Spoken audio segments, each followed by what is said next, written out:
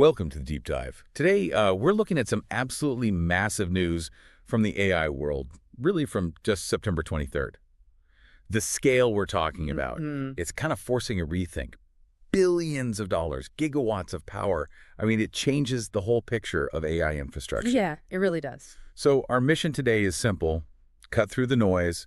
We want to break down the key developments. We've got this huge new partnership, some breakthroughs in model speed, the ongoing struggle with AI coding itself. Then that fight for hardware freedom, trying to escape vendor lock-in, it's all happening at once. Exactly. And it's this fascinating moment, right? Because you see these like twin forces, huge bets on physical scale, money, and power on an unprecedented level. Yeah. But then at the same time, these, algorithmic breakthroughs that make everything suddenly way more efficient. It's like a race between building more roads and inventing faster cars. Okay, let's start with the biggest road being built then.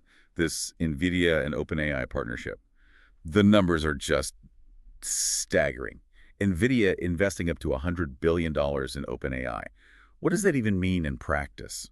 Well, first off, that $100 billion, it's not like they just handed over a check. Right, I figured. It's structured more like vendor financing. Think of it like a massive line of credit tied to specific goals. Goals like what?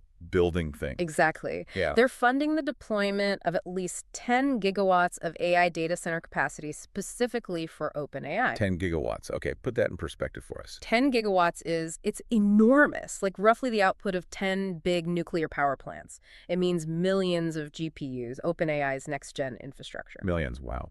And the first gigawatt, they're aiming for the second half of 2026 using NVIDIA's Vera Rubin platform. So the money flows as OpenAI actually builds these massive facilities. Precisely. They hit a milestone, build out a gigawatt campus, get the power online, and then NVIDIA releases the next chunk of funding. It links the cash directly to the physical build-out. And this is what people are calling that circular capital flow. Yeah, that's the term some observers are using. Because look, OpenAI needs NVIDIA's next-gen systems, right? Like the Blackwell series, which are incredibly expensive and in high demand. Okay. So OpenAI commits to buying huge amounts of these systems from NVIDIA for years to come. NVIDIA, in turn, invests capital back into OpenAI to help fund those purchases and the infrastructure around them. So NVIDIA basically secures a massive guaranteed customer and subsidizes them. You got it. It guarantees demand for their most advanced high-margin chips and locks in OpenAI as a priority customer. But the downside is obvious, isn't it? Massive lock-in to NVIDIA and CPI. Absolutely massive. That's the trade-off. OpenAI gets priority access to the components everyone's fighting for, things like HBM3E memory and CoWoS packaging. Okay, hang on. HBM3E, CoWoS, quick explanation. What are those? Right. So HBM3E is this ultra-fast memory stacked right next to the GPU core, crucial for feeding these giant models. And CoWoS chip-on-wafer-on-substrate, that's the advanced way they physically package and connect all the bits of the chip together. Yeah, these are the bottlenecks. Huge bottlenecks in the supply chain right now. If you can't get enough HBM or CoWoS capacity, you simply can't build the top-tier chips. So this deal basically guarantees OpenAI jumps the queue. But yeah, the cautious flexibility. They're tying themselves tighter and tighter to NVIDIA's whole ecosystem. Makes switching later almost impossible. Exponentially harder, yeah. They're securing compute now, but maybe sacrificing future architectural freedom. It's a huge strategic bet. Okay, so while OpenAI is planning these gigawatt cities of GPUs, the software side isn't standing still either. Let's talk about model innovation.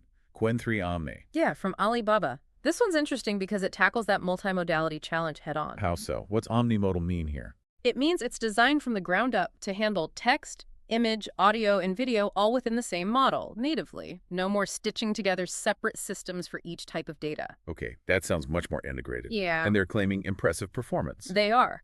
Reports mention things like 211 millisecond latency, which is pretty quick, and state-of-the-art results on a whole bunch of audio and audio-visual benchmarks.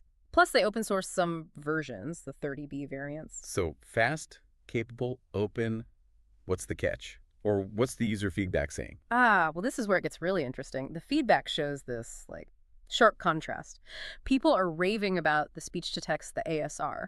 Raving how? Calling it godlike. Seriously fast. Supposedly better than OpenAI's Whisper in many cases, especially throughput for long files, like transcribing huge audio clips locally in just seconds. Wow, okay. That's genuinely useful. It is, but the other side of the coin, the built-in text-to-speech, the TTS part that generates the voice, users are saying it's, well, pretty poor quality. Oh. So you get amazing transcription speed, but if you want the AI to talk back, it doesn't sound great. Exactly. It kind of breaks that seamless, real-time speech-to-speech loop everyone wants. You've got this incredibly fast air, but a clumsy mouth, so to speak. The weakest link limits the whole chain. Right. And there's another hurdle. Even though the weights are open, actually running the full multimodal model locally is proving tricky for the community. Why is that? Because the standard tools people use, like llama.cpp for running models on regular computers, they don't fully support all the audio and image features natively yet.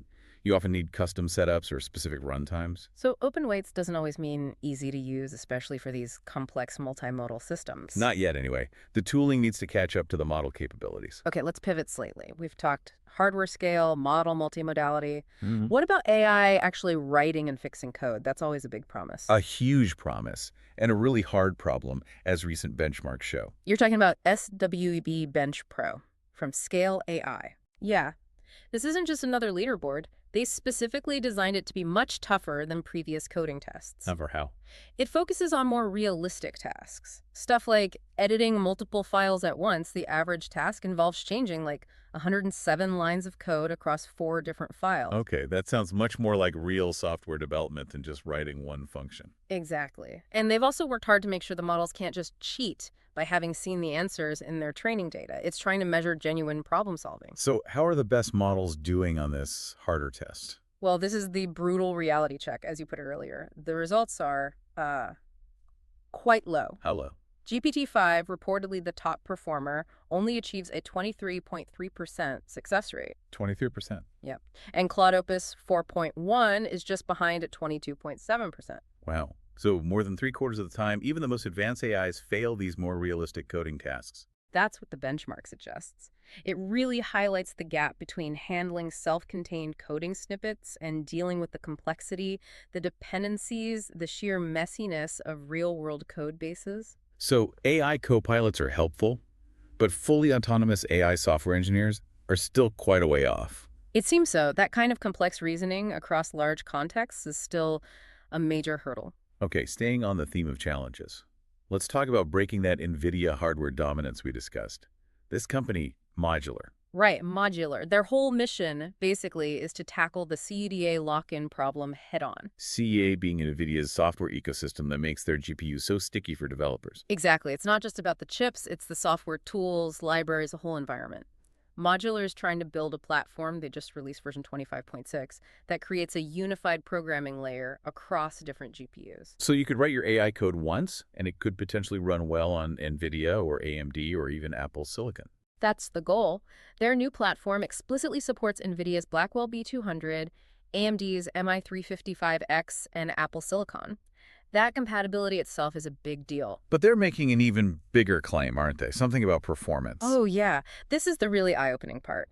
Modular is saying that their optimized framework, called Modular Max, when running on an AMD MI355X chip, Okay. can actually outperform VLLM, which is a standard, highly optimized framework running on NVIDIA's top-of-the-line Blackwell GPU. Wait, hang on. They're saying software optimization makes the AMD chip faster than the flagship NVIDIA chip for certain tasks. That's the claim. If it holds up under wider testing, it's huge. It suggests that smart software can potentially level the playing field, or at least seriously challenge the idea that NVIDIA hardware plus CUD is unbeatable.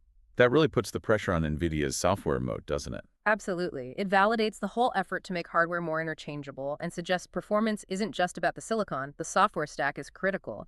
It makes competitors viable in a way they haven't been before. Okay, one last piece of news. Shifting from hardware competition back to pure efficiency gains. A research breakthrough. Yeah, this one's pretty neat. It's from an independent researcher, a submission to the WACV 2025 conference. It's about diffusion models, the kind used for generating images. Okay, like stable diffusion, mid-journey, those types. Exactly. The researcher developed a new kind of ODE solver that's ordinary differential equation solver. Basically, a new mathematical way to handle the generation process. And what's the benefit? Speed and efficiency. This new method is a training-free sampler. You don't need to retrain existing models. You just apply this new math during inference. Inference being the stage where the model actually generates the image. Right. And it achieves high-quality results comparable to existing methods using only 8 inference steps. 8 steps. How does that compare to normal? Well, a common high-quality standard, like the DPM plus 2M sampler, usually needs around 20 steps to get similar quality, measured by things like FID scores. So going from 20 steps down to 8, that's more than a 50% reduction. It works out to about a 60% reduction in the compute needed for each image generation, just by finding a smarter mathematical path to the result. Wow. So no new hardware needed, just better math, and suddenly image generation gets potentially 60% cheaper or faster. Pretty much. It's a fantastic example of algorithmic improvement providing massive efficiency gains. For anyone using these tools, it could mean faster results.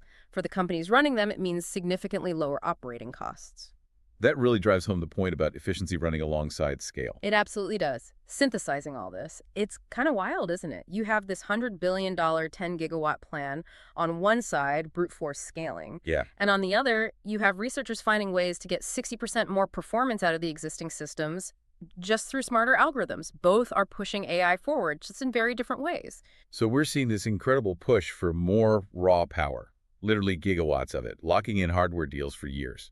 And at the exact same time, these breakthroughs that make everything run faster and cheaper on the gear we already have, like that 8-step diffusion. Exactly. The cost of intelligence, relatively speaking, is plummeting from both directions. Which leads to maybe a final thought for you listening. We've seen the money pour into securing chips and compute, leading to these 10-gigawatt power commitments. We've seen the algorithms get hyper-efficient. So what happens next? What happens when the chips are maybe less of a bottleneck, maybe more interchangeable, thanks to things like modular? But the sheer energy needed to run these massive AI factories becomes the dominant constraint. That 10-gigawatt figure might just be the opening bid in a future where securing utility-scale power is the real AI arms race.